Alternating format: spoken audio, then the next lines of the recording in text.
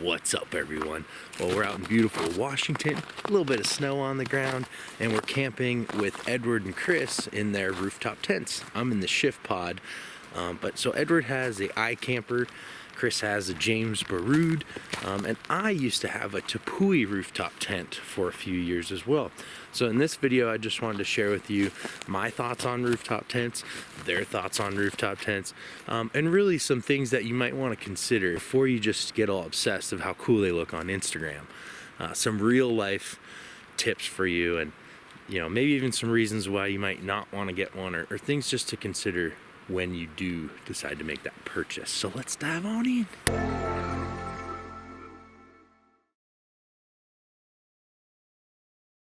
So if you've been researching rooftop tents, there's a huge price range, really anything from like $1,000, sometimes a little bit under that, $800-ish range, to $7,000, right?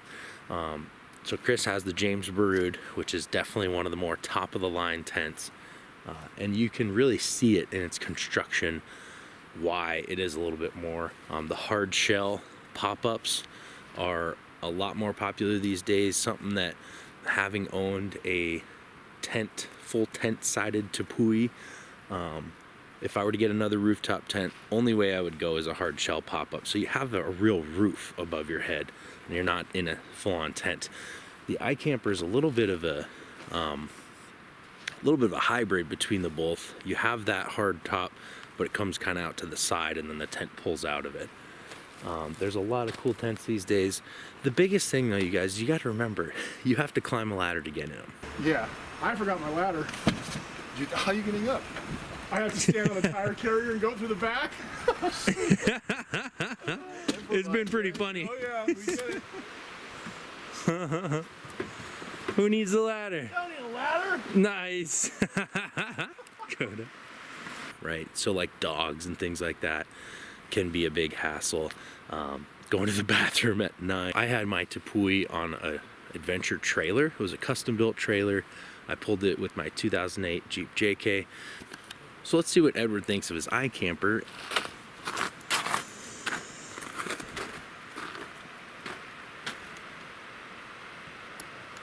Well, had a good night in the shift pod, but Edward's over here all elevated up in the rooftop tent.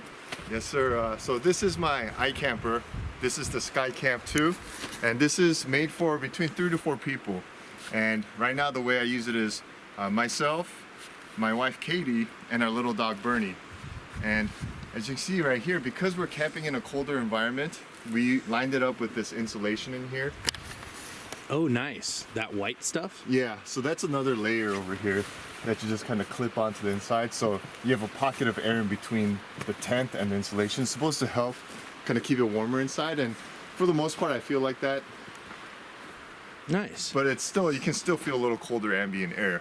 And the cool thing I like about this design is that it has the hard shell top, but it's like a hybrid of a soft shell tent too, because this part flips out and then you get more footprint area. And that hard shell with this design, it makes us what I used to have a soft shell clamshell type tent, not a clamshell, but a fold out tent. And those tents, it took me about at least 5 to 10 minutes, and it sucked trying to put it away in the rain or in the snow because we had to put a cover on it. Yeah. But this one, I just flip it in, close the shell, and it's like less than a minute. Yeah, I was telling these guys I had a Tepui for a while, and if I get another one, it's got to be a hard shell. Oh yeah. But so rooftop tents in general, there's pros and cons for sure. Yeah. What would you say is like one of your favorite things, and then something that kind of bugs you about, not necessarily this one, but just rooftop tents in general and being elevated above the rig? Oh yeah, okay, so one of my favorite things is about this rooftop tent is it's just so easy. Like, you just go somewhere, you don't have to look for a flat ground space. You can just level the truck, pop it out, and since you're elevated, you feel a little more secure. It's for the peace of mind, and you just camp in, and the next day just pack it up and leave. Something I'd say I don't, or something I feel like could be improved, or maybe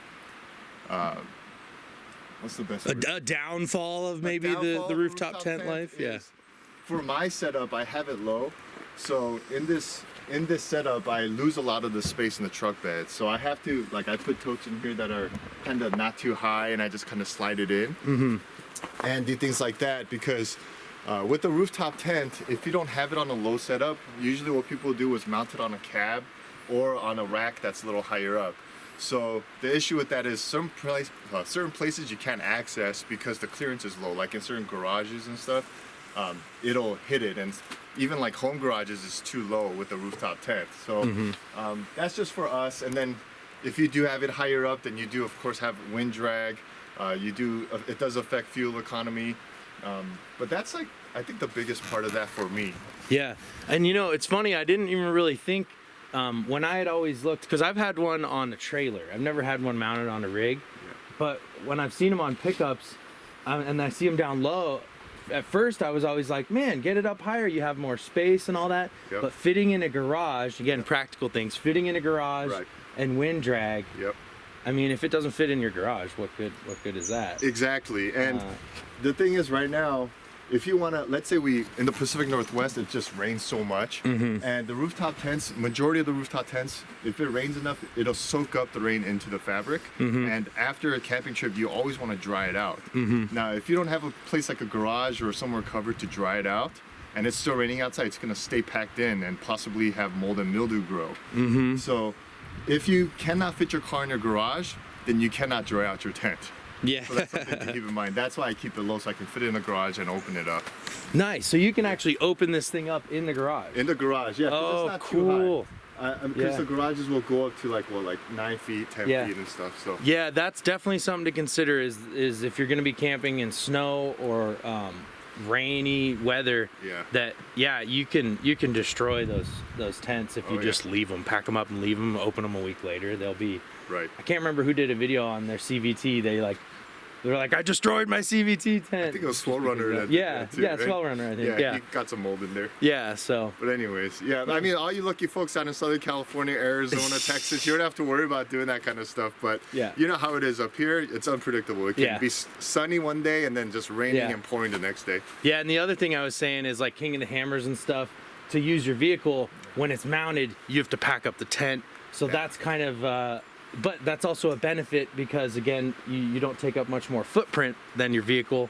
So there's pros and cons with that too, right? Well, and and it depends. Like the ones that take a long time to deploy and to pack up, those tents kind of suck if you want to go on a trail run the next morning or whatever. But that's why I like these hard shell tents, is because if you do need to do that, all you have to do is just take out like whatever clothes you have in here, fold it up, close the hard shell, and then you're off. It's under a minute. Yeah, and it's quick enough, and then so that's cool, man. Yeah, dude. Any other rooftop tent thoughts you want to share? Specifically, or just with no, just tents? anything. We're just freestyling like always. Yeah. Okay. So all right. So the thing about rooftop tents is also none of them are high enough to where you can stand and stuff. So like inside this rooftop tent, I have to do like some weird yoga position to go use the restroom in a bottle and stuff.